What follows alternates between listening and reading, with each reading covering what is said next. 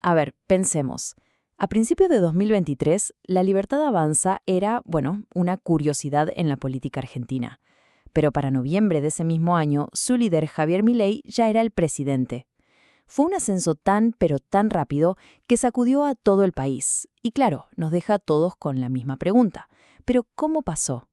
Para tratar de entenderlo, en este explainer vamos a desmenuzar las claves que nos da el libro Está entre nosotros. ¿De dónde salió esta gente? Miren, esta es la pregunta que se hacen los autores del libro, y es la misma que se está haciendo en media Argentina. Pero la respuesta, como se imaginan, no es que aparecieron de la noche a la mañana, no, para nada. Para entender de verdad el fenómeno Milei, tenemos que ponernos el sombrero de detective y buscar pistas en la historia, en la sociedad y hasta en la cultura del país. Así que bueno, vamos a meternos de lleno en esto. Es que miren esta línea de tiempo, es una locura. En apenas 2 años, un partido que prácticamente no existía, de repente llega a la Casa Rosada. Esta velocidad, este ascenso vertiginoso, es lo primero que salta a la vista. Tomó por sorpresa a todos, a los analistas, a los políticos de siempre y a la gente en la calle. Entonces, la gran pregunta es, ¿cómo se puede explicar algo tan rápido? Bueno, la primera pista que nos da el libro para entender esto no es buscar algo que sea 100% nuevo. Es más bien una recombinación.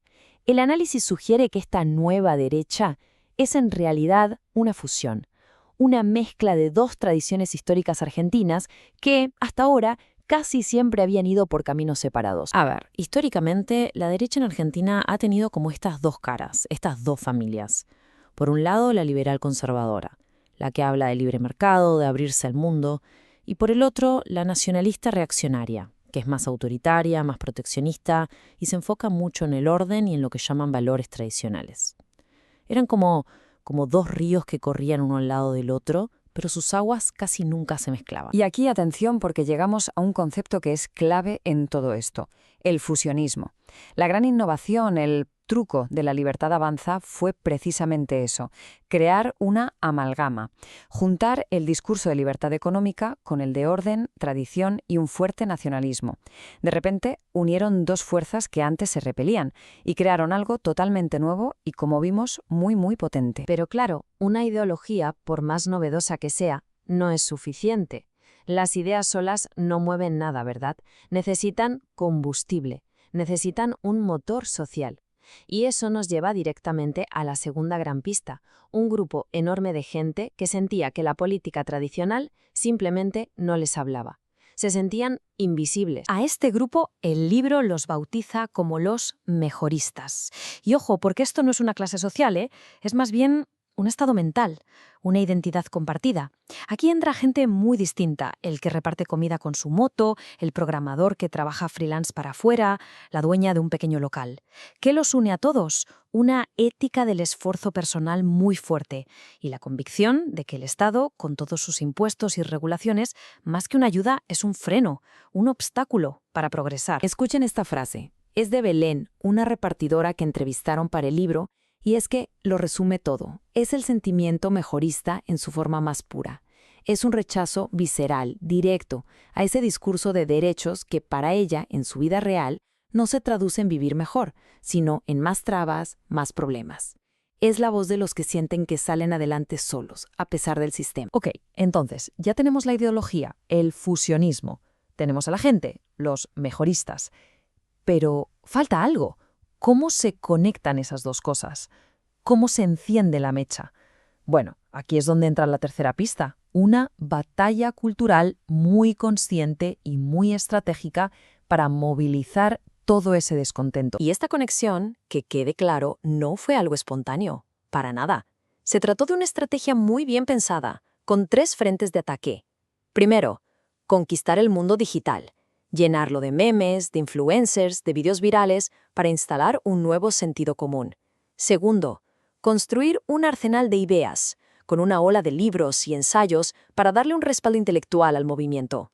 Y tercero, movilizar a la juventud, que se transformaron en los soldados de esta nueva causa. Y si alguien pensaba que esto de la batalla cultural era solo una frase bonita, un eslogan, escuchen esta cita de Agustín Laje, uno de los intelectuales más importantes de este movimiento. Es reveladora. Confirma que esto no era un juego, era un proyecto a largo plazo, una verdadera guerra de trincheras ideológica. y les pedía a sus seguidores que se entrenaran para ello. Bien, ya tenemos las 3 grandes pistas sobre la mesa: el ADN histórico, el combustible social y el motor cultural.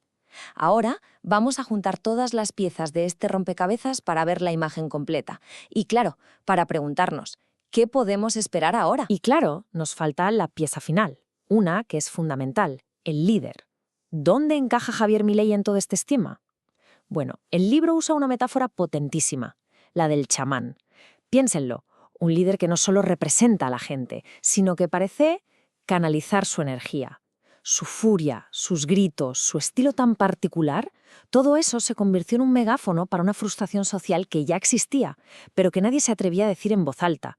Él le dio sonido y forma a ese malestar. Entonces, aquí la tienen. Esta es la fórmula que, según el libro, explica el fenómeno. Es la convergencia, la tormenta perfecta de 4 elementos clave. No fue solo uno, sino la combinación de todos. Una ideología, una nueva como el fusionismo, una base social enojada y movilizada, los mejoristas, una estrategia cultural muy deliberada y, por último, un líder chamánico que lo encarna y lo amplifica todo. Y todo esto inevitablemente nos deja con la pregunta del millón. Con todas estas piezas sobre la mesa, el fusionismo, los mejoristas frustrados, la batalla cultural y este tipo de liderazgo chamánico, la pregunta que queda flotando es: ¿estamos viendo un fenómeno puramente argentino, único e irrepetible? ¿O estamos viendo un modelo, una especie de libreto que podría empezar a replicarse en otros países de América Latina? La respuesta, por ahora, sigue en el aire.